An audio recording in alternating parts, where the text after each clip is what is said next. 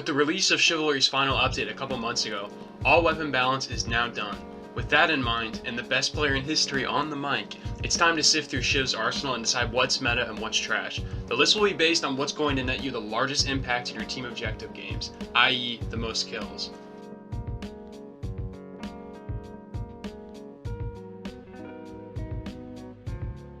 As much as it pains my archer-hating soul, they do need to be rated. I'll be putting them in their own category, given I do consider them support weapons. Really, these picks will not be a surprise to anyone. The regular bow is trash, don't use it. Its damage is just pitiful. Next is the crossbow, it's trash, don't use it. The siege crossbow, it's trash, but it does have a perk that allows it to damage barricades, ballistas, and catapults, meaning situationally it can be useful, but it's still altogether mid. The warbow is of course at the top of this section, given its versatility combined with high damage.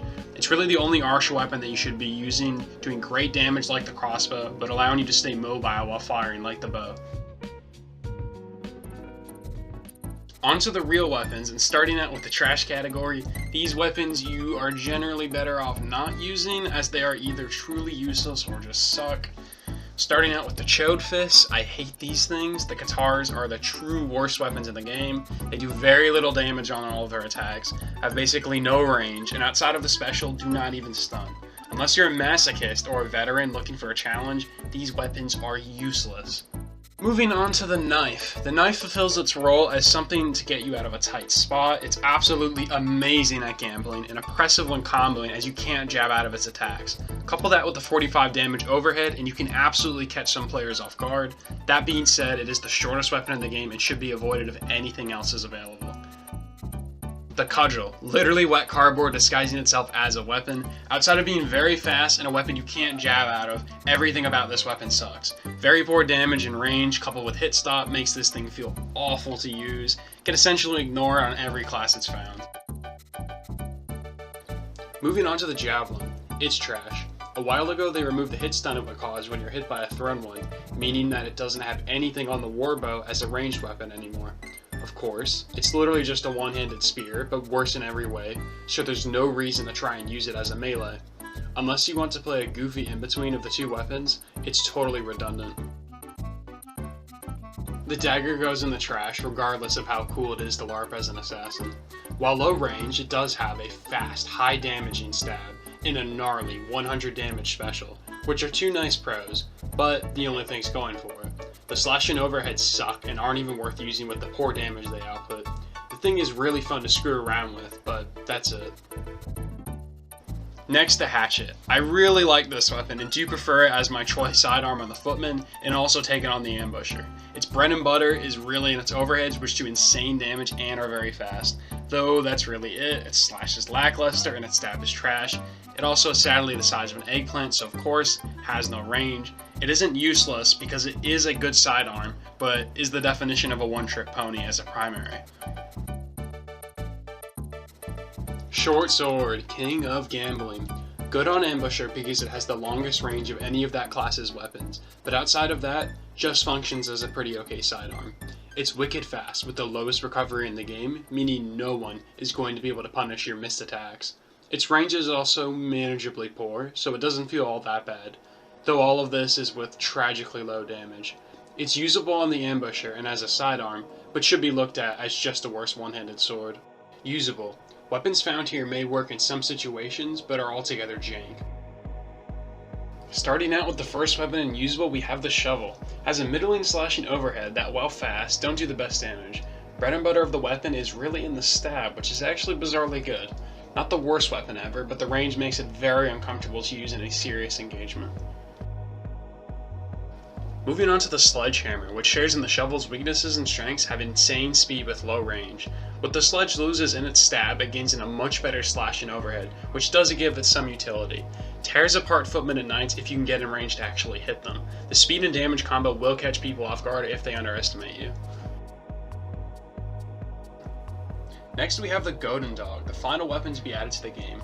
The Godin is essentially a maul that trades away some overhead and slash damage for a better stab. The problem is even though the stab is pretty cracked, it's extremely slow and short. The Godin is really just inoffensively alright. Hard to get a hit with, but when it does, packs a punch. Not useless, but really isn't anything special.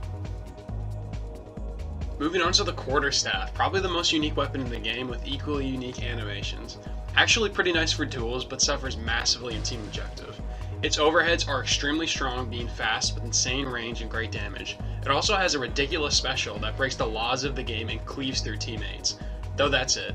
Its slash and stab are just awful because of their very poor range and damage, ignoring their respective speeds. Given the heavy mace exists for the officer, the quarterstaff is essentially redundant outside of duels. The glaive. Extremely versatile and nice in team fights. High speed and range keep this weapon from being complete trash. Those two pros mean in team engagements it's usable, but outside of that in smaller engagements it's an awful weapon. Even with the chop damage modifier, the glaive still hits like a wet noodle. You won't be killing anyone quickly with it, and if someone can counter your swings consistently, you certainly won't be winning a fight on stamina. It is absolutely the worst polearm in the game and is blown out of the water by the halberd. And in the middle of usable, we have the rapier, as much as it pains me. The rapier is pretty nice, being just straight overpowered for duels, but in team objective just isn't ideal. All of the rapier's attacks are very fast, and given how narrow the weapon is, very hard to read, and the stabs go around block with ease.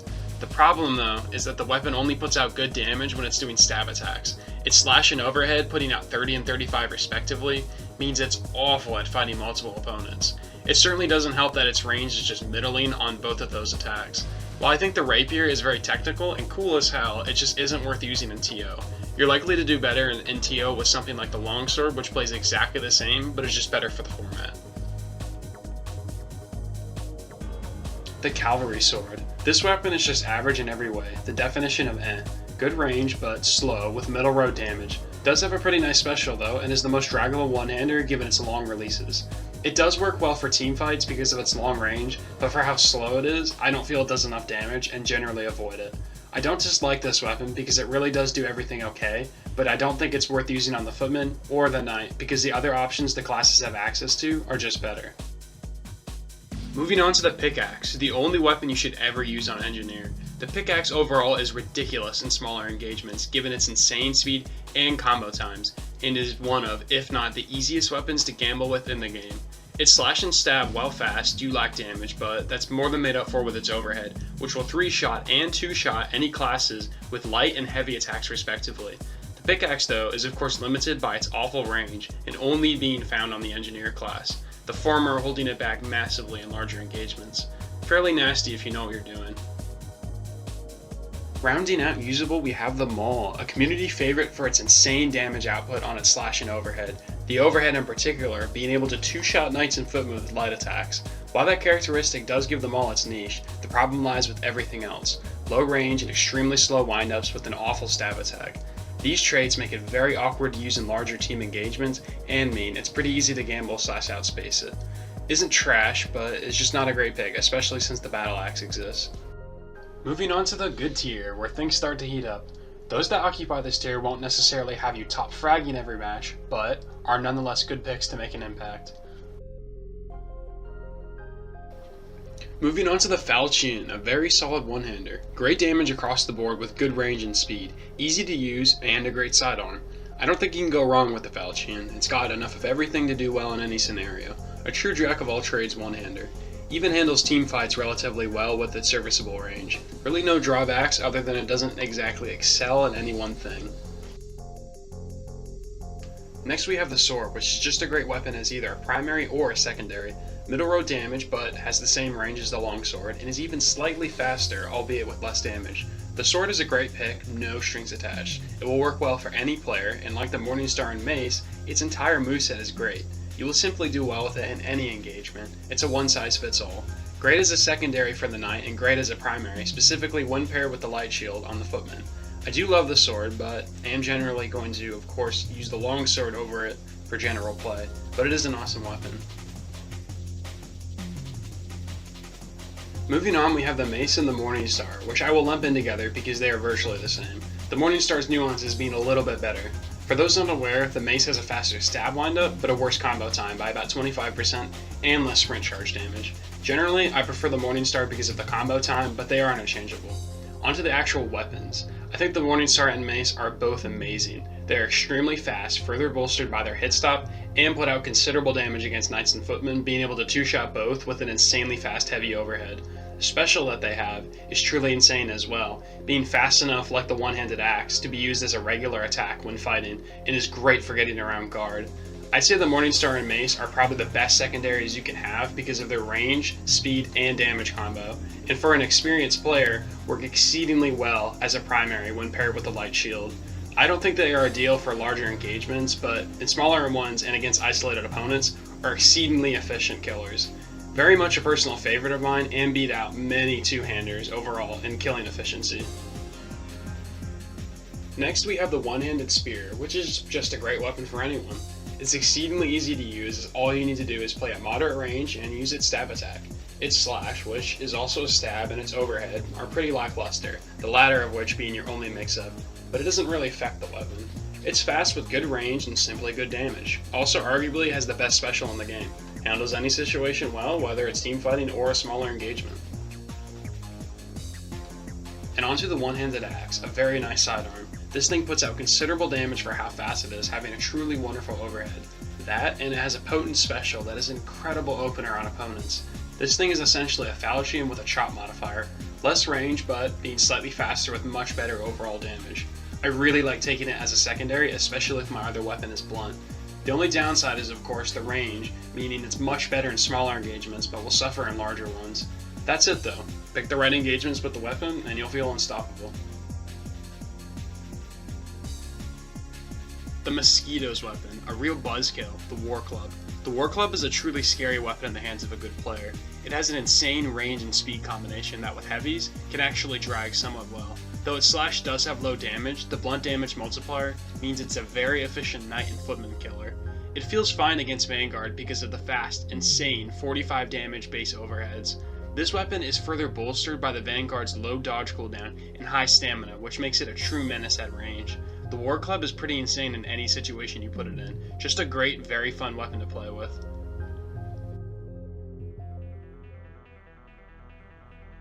The Highland Sword. Comparable overall range to the Halberd with crazy damage to boot. The heavy overhead of course being the highlight of the weapon, doing an insane 100 base damage. The slash is also amazing, and while not the best thing ever, the stab is still pretty good. The Highland has some pretty strong upsides, but its downside of course being how slow it is. Given it's the actual slowest weapon in the game, does give the Highland some pretty nice drags, but means it's insanely easy to gamble. Most weapons, even some of the slower ones, can still gamble you, meaning you're forced to play somewhat passively against basically everything. The Highland is definitely on the easier side to start using because of its range, but does require someone who knows what they're doing to unlock its true potential. Really, despite its downsides, the damage it puts out with the range it has is almost unmatched. If you learn to play it, you'll be getting 100 takedown games with ease. Next is the Executioner's Axe, certainly a favorite in the community and for good reason. Great range and is insanely draggable, having very long releases for each of its attacks. The weapon is amazing at teamfighting because of its range and due to its heavy slash, which is the longest two-shotting heavy slash in the game. This is a significant boon for the weapon, but it does pay in its downsides. Your light slash will 4-shot knights instead of 3-shotting them because of its base 45 damage instead of an axe's typical 50. Couple that with a slow combo speed, release, and windup, and in certain situations, the weapon does feel awkward to use. Its stab is also useless outside of mix-ups, and overhead is really just good, not great. Altogether, despite its downsides, it's a pretty insane weapon, and really any tier of player will excel with it. And onto the Pole Hammer, such a satisfying weapon, and a fairly interesting one. Sort of a cross between a halberd and a heavy mace, having the same damage as the heavy mace across each of its attacks outside of the light slash, which has 45 base damage over the heavy mace's 40, and with the halberd, has the same moveset but with less range but is slightly faster. I do really enjoy this weapon even if I feel using the halberd or the heavy mace is an outright better idea. Hit stop doesn't really hold it back. Its combination of range, speed, and damage means it will take any engagement well. The problem is that it has to compete with the halberd on the footman, which really does sort of kill it given the halberd is going to be better for most situations, leaving it in an awkward place. Despite all this, it's a pretty insane weapon in capable hands, and when played right, can be very powerful.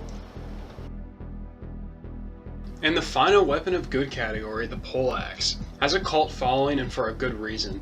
Everything about the Poleaxe is just nice. Great damage like the other polearms on its overhead and stab, relatively fast with an insane special, good range, and the stamina reduction perk.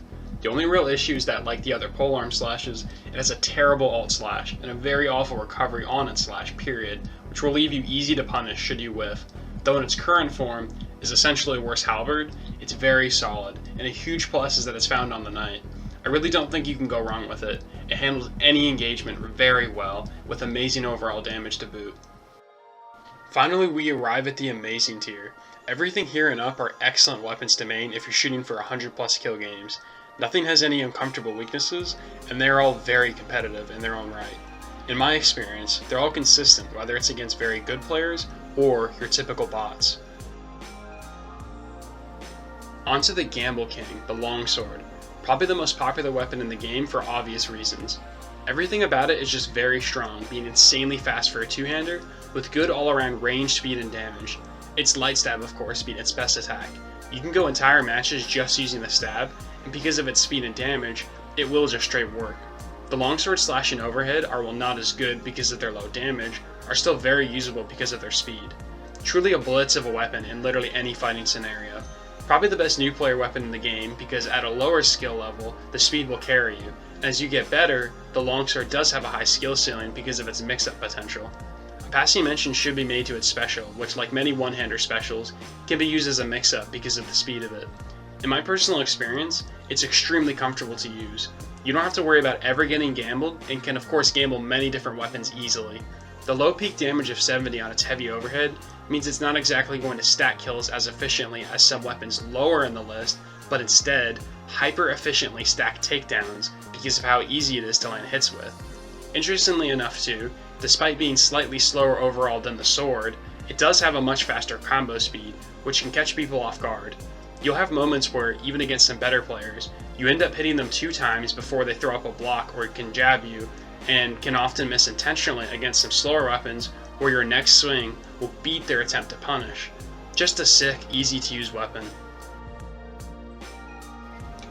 Moving to the two-handed hammer, probably the most slept on weapon in the game. The two-handed hammer has always lived in the heavy mage's shadow, but still has some notable upsides that give it an edge in many scenarios. The two-handed hammer, as you can imagine, has a powerful slashing overhead with a pretty alright stab. What makes the two-handed hammer so good is its ridiculous combo speed, having the same combo speed as the war club and the longsword, with an equally fast release on its attacks. On top of that, really good range for its speed, meaning it's excellent at spacing opponents.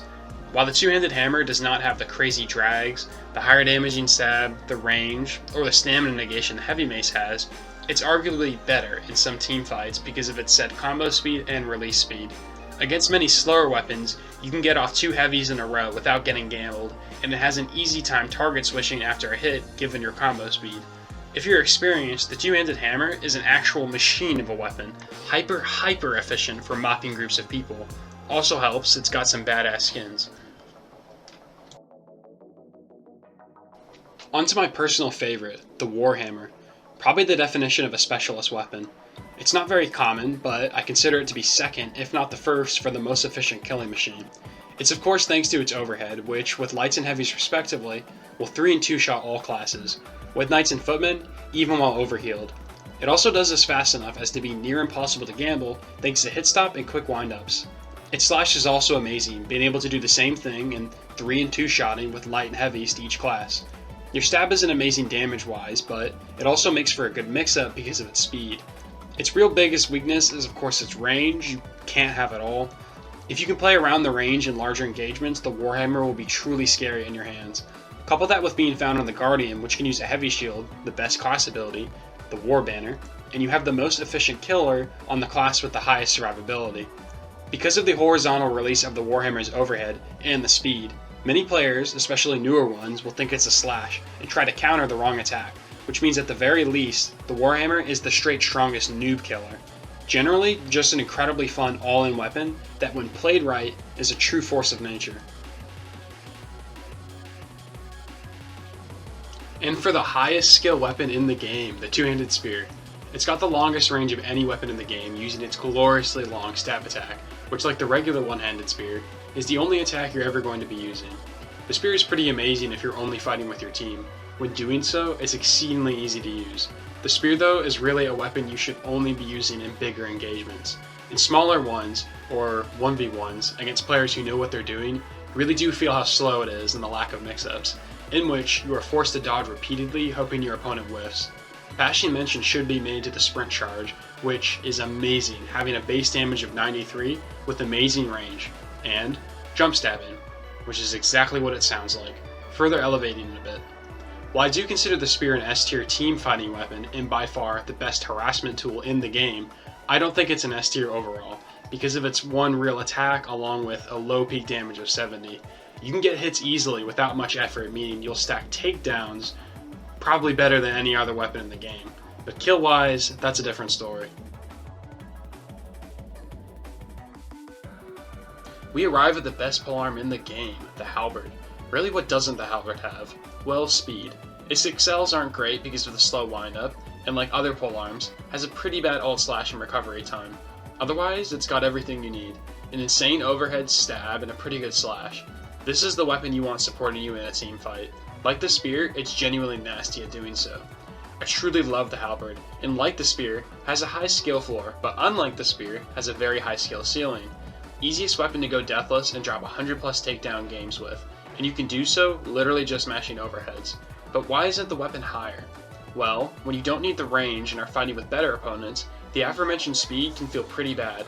Couple that with really less than stellar damage on the slash, including the other issues, and it does have some small downsides.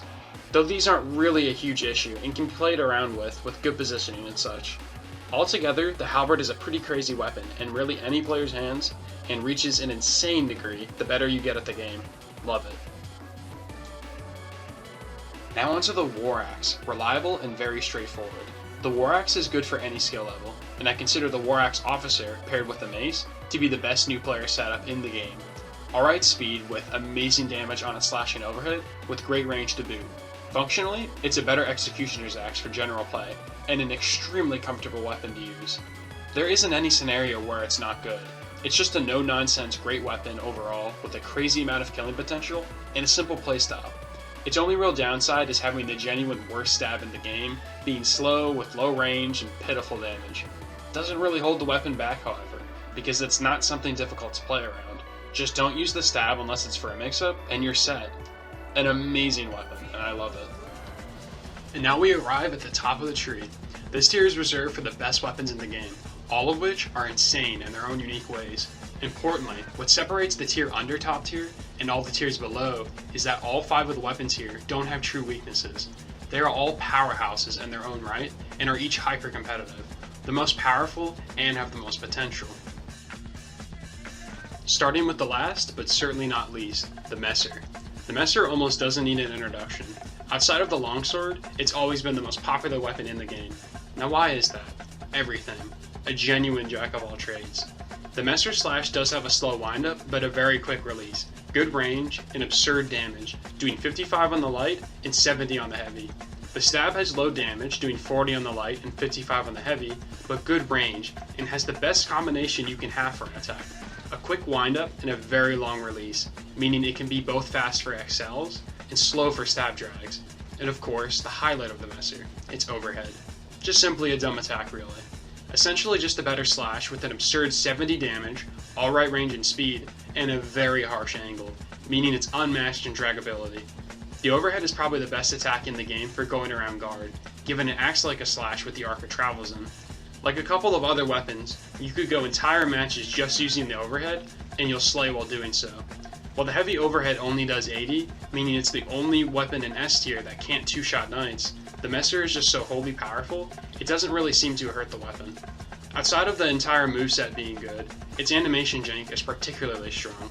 There's lots of movements you can do in order to disguise your attack, which means it will mop newer to intermediate players. Even the best players will make the occasional mistake reading it in a team fight. Altogether, the Messer is just a god tier weapon and a blast to play with. A true S tier in every way. Moving on to the other great sword, the Greatsword. Slightly less common than the Messer, but just as strong, if not stronger, in many situations. The Greatsword is essentially just a halberd that does slightly less damage overall, but is faster and more versatile. The Greatsword has the same slash windup as the Messer, being slow with a comparatively slow release, the same as the Battle Axe. The damage is good, having 50 on the slash and 70 on the heavy slash, with the amazing overall range. It also has a gnarly stab with the same damage as the slash, having good range with a slow windup, but the same release as the Messer stab, meaning it's fairly draggable. And of course, the overhead, which like the Messer's is pretty insane, doing 70 on a light and 90 on a heavy, meaning you can indeed two-shot every class. What the Greatsword does lose against the Messer's overhead with less of an angle and a slower release, it gains with much longer range. Seriously, if you want more on how the overhead is basically a better slash, the overhead has nearly the same range as the slash. The Greatsword's overhead, in my opinion, is simply the best overall attack in Chivalry 2, bar none. Alright speed with amazing range and damage with the perk of semi-animation jank the Messer has, so people will make the same mistake reading it as a slash like the Messer, albeit less of the time. Really, the Greatsword is just a cracked weapon, best utilized on a Vanguard, where you can better utilize the extra range that it has over the Messer. The only thing that really holds it back from being overpowered is harsh turn caps, the same turn caps given to the Messer to keep their XLs and drags from being too oppressive. With everything going for the Greatsword outside of the turn caps, it does have another quirk that's important to understand. Each of its attacks has a different range. The regular slash has more range than the alt slash, the alt stab has more range than the regular stab, and the alt overhead has more range than the regular overhead. Important things to understand given they aren't told or explained in game.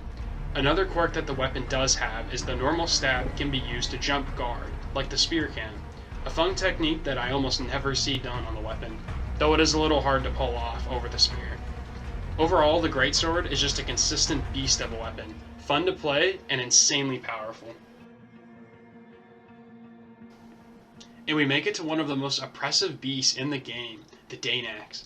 The Dainax is really simple, high damage and extremely fast, a berserker's dream. The Dainax is also the king of XLs, having a fast windup and release with said great damage, meaning you do great stamina pressure for the speed of your attacks. Because of the speed, it does actually gamble somewhat well, a pretty powerful fact given its damage. Like many one-handers, you can get off 2 heavy attacks before being gambled, which makes this thing ridiculously kill efficient. The damage is pretty straightforward, 50 for a light and 70 for a heavy with the cut modifier on the slash, meaning you will 3 and 2 shot with lights and heavies respectively.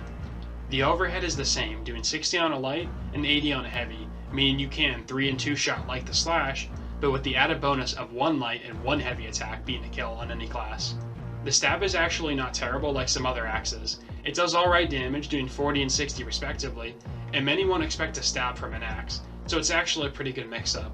The Dainax also gets access to the best throw speed and damage in the game. If all this wasn't enough, you get 2 of them on the Raider. The Dainax does have low range, but it doesn't really hold it back at all. The recovery is amazing, so you're very hard to punish if you whiff. The Dainax is essentially a one-hander for its speed, but a two-hander for its damage. Many fights against one-handers that other two-handers will struggle with because of how slow they are, the Dainax just laughs off. You'll be able to keep up pretty well. While the Dainax does lack good drags, I think the XLs are powerful enough to keep it extremely competitive. The Dainax is just a blast to play with and is truly god tier, very deserving of its S ranking. And we arrive at an actual scourge of a weapon, the Indomitable Heavy Mace. The Heavy Mace has literally everything you could ever want if you're a good player, and was powerful enough to warrant a slight slash wind-up nerf in the final patch of the game. The Heavy Mace just has everything, an amazing stab, overhead, and slash. Your stab and slash doing 40 and 60, and your overhead doing 50 and 70, all with the blunt modifier. Each of the attacks can 2-shot with heavies and 3-shot with lights, footmen and knights. You can even do such to Vanguard with the overhead, so it isn't a huge issue there either. Pile onto that amazing range, quick windups for its light attacks and heavy attacks, and some insanely long releases. What these factors do is give it the best swing variety in the game. All 3 attacks are usable, and it can be fast when you want it to, slow when you want it to, i.e. top tier XLs and drags, all with that said great range. Given it's a blunt 2 means it has a great turn cap for swing manipulation, and on top of all of this, it has stamina negation. Stamina negation is a perk found on the Cudgel, the Poleaxe, and the Heavy Mace, which reduces all stamina damage you take by 10%. Really the only thing keeping the heavy mace from being actually broken is the modest stamina damage it does, which is somewhat counteracted in a duel by its stamina negation perk. Overall, I love the heavy mace. It's just a blast to play with, and is responsible for many of my 100 kill games. It genuinely works anywhere you put it exceedingly well. Because of all of its pros, I consider it to be the best overall weapon in the game. It's one of the few weapons that doesn't have any truly awful matchups. You always have something over your opponent, very deserving of S tier, and is my personal favorite weapon in the game.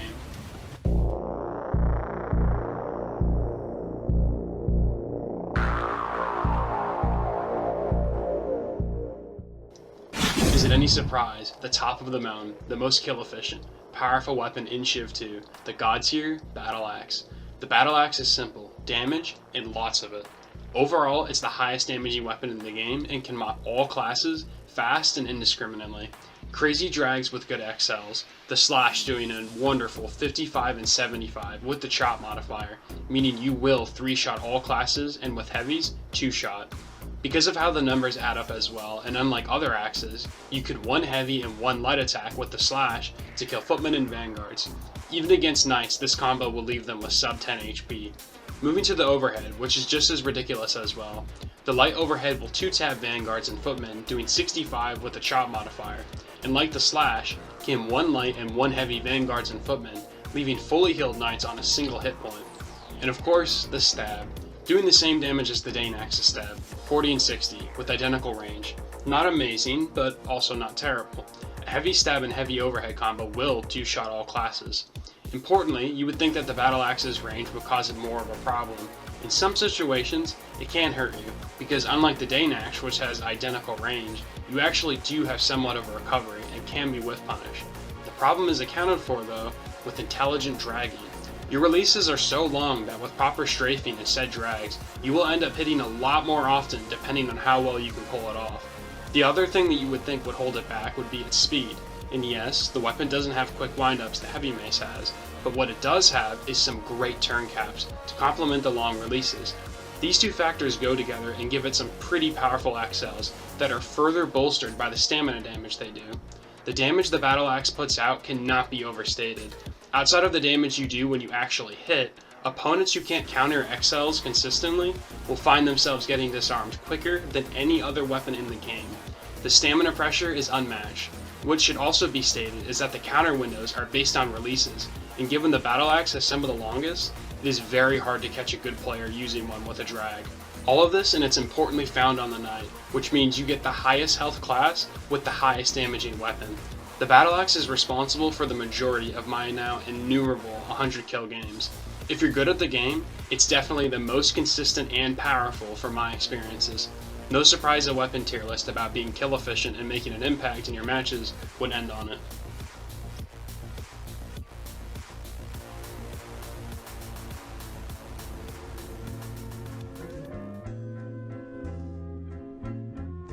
And that's it, that's the list. Thank you for watching. I hope at the very least you learned something, or just found it entertaining.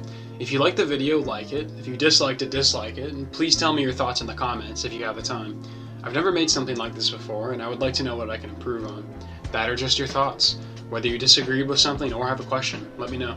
With that being said, you can expect another video on the game. I've considered doing a general strategy guide and some other topics because I get asked a lot in the game how I get such high scores and all that. The game is in its twilight, so I will have to see depending on the reception of this one. I will also link my Twitch channel because I do plan on streaming. Check the description for that. If not a Civ video, you can expect gaming stuff and maybe some video essay slop at some point. Subscribe if you want any of that. But yeah, that's all. Hopefully I'll see you in the next one.